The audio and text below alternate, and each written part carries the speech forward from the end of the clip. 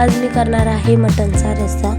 मटण चिरून घेतलं, मग तेल गरम करायला ठेवलं। मग तेल गरम झाल्यावर मग कांदा टाकला, कांदा परतून घेतला। मग आलं लसूण कोथिंबीरची पेस्ट टाकली।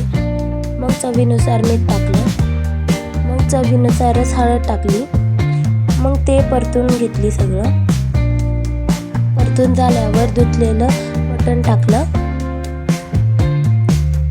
मटण एकजीव करून घेतलं। मटण एकजीव झाल्यावर मग त्याच्यावर झाकण ठेवलं।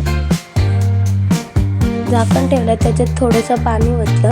पाणी गरम होऊसपर्यंत पुढे वाटणाची तयारी केली। कांदा, कोथिंबीर, खोबरं, आलं लसूण, बाजरी, हरभऱ्याची डाळ भाजून घेतली। भाजून झाल्यावर वाटण करायला घेतला।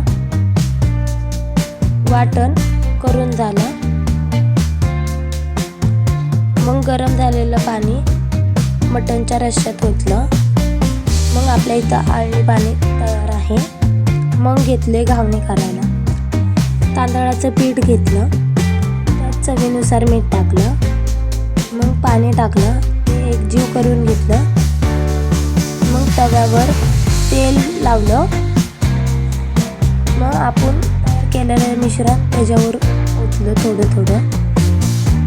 मग आपले घावणे तयार आहे। तेल गरम करून मग त्याच्यात आपले घरगुती मसाले टाकले। मसाले परतून घेतले। मग वाटण केलं, वाटण परतून घेतलं, कोथिंबीर टाकली। तयार झालेलं वाटण मटणमध्ये टाकलं, ते एकजीव करून घेतलं। एकजीव झालं, मटणचा रस्सा रेडी आहे।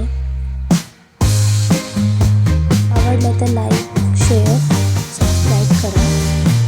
मटणचा रस्सा, भात, घावणे, कांदा, आळणी पाणी तयार आहे। आवडलं तर नक्की लाईक करा।